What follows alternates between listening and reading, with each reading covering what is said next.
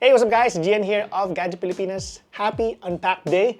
We've got some exciting news to share with you today. We were lucky enough to get an exclusive preview of Samsung's latest foldable devices and other cool new gadgets at their local Embargo Unpacked event here in the Philippines. So in this video, let's dive right in and check out what's new. First up, we've got the stars of the show. We got to see the Galaxy Z Fold6 and the Galaxy Z Flip6. Now, these new foldables are taking things to really the next level with some very impressive upgrades, especially when compared to the previous generation. Pero unahin muna natin ang Galaxy Z Fold6. Now, this book-style foldable keeps the same 7.6-inch main display, pero mas malaki ng konti yung cover screen niya at 6.3-inch.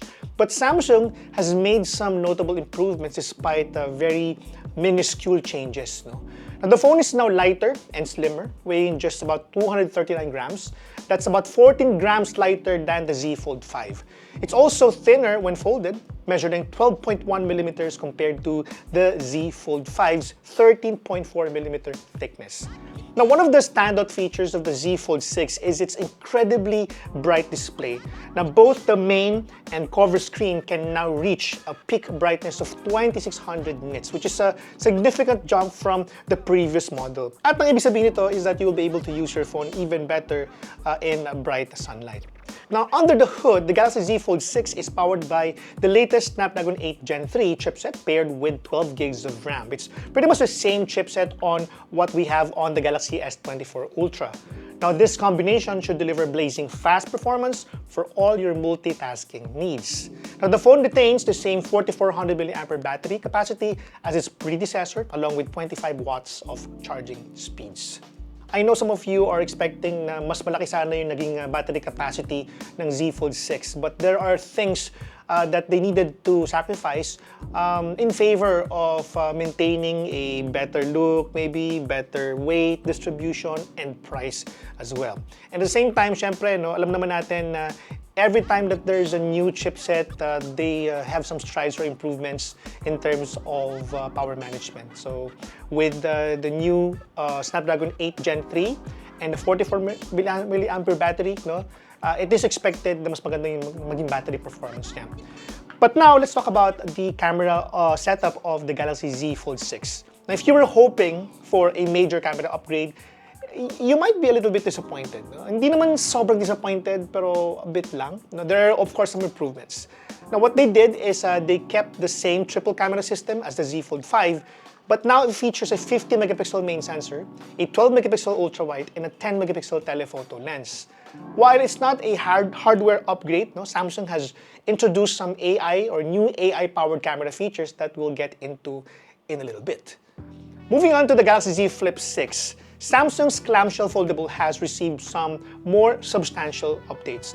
The most significant improvement is in the battery department. The Z Flip 6 now boasts 4000 mAh battery, which is a 300 mAh increase from the Z Flip 5. Now, this should help address one of the biggest pain points of the previous Flip models, which is battery life. Now, the Galaxy Z Flip 6 also gets a camera upgrade featuring a new 50-megapixel main sensor.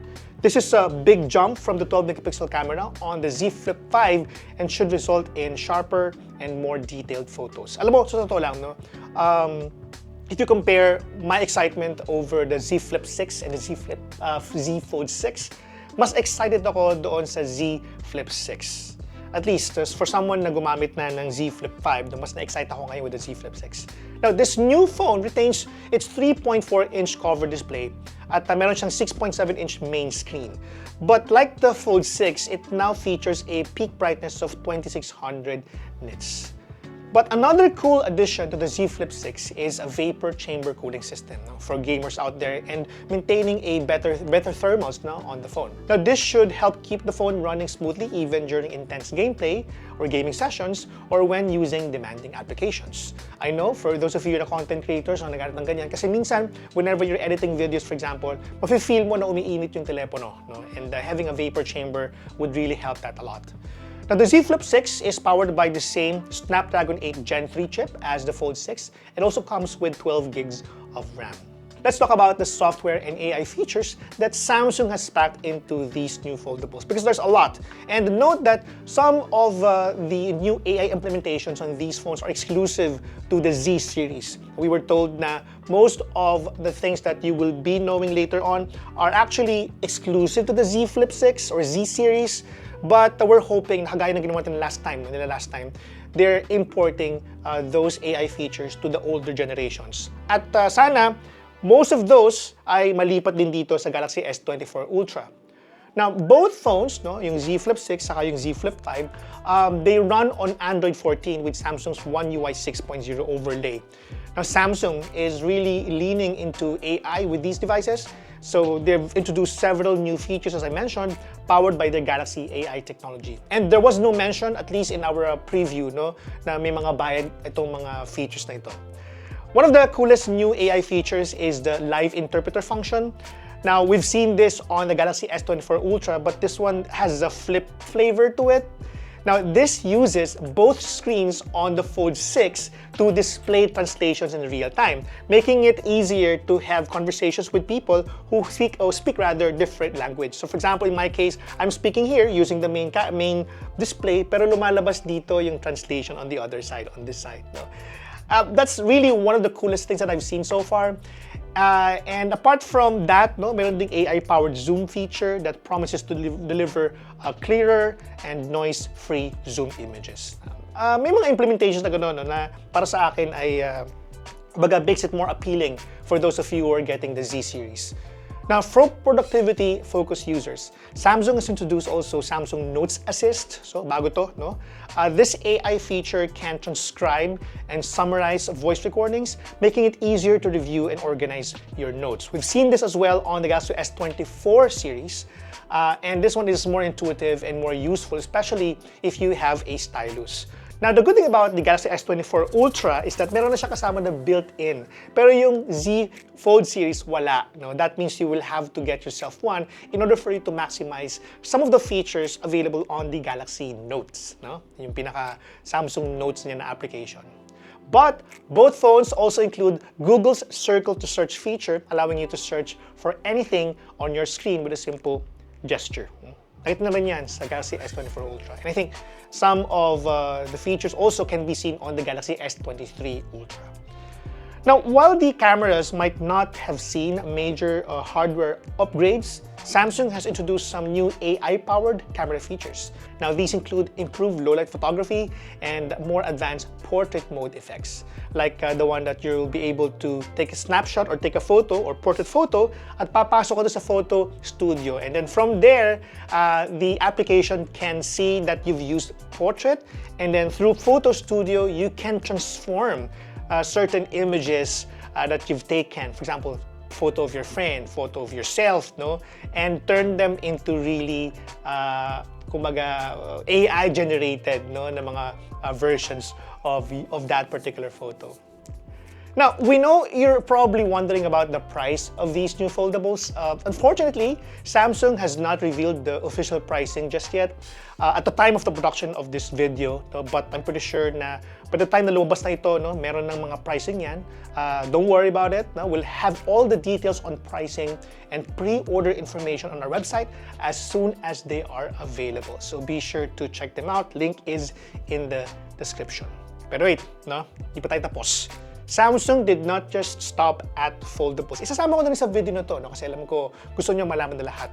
They also unveiled some exciting new wearables and audio devices at the Unpacked event in Paris. Now, first up, we've got the new Galaxy Buds 3 and Buds 3 Pro.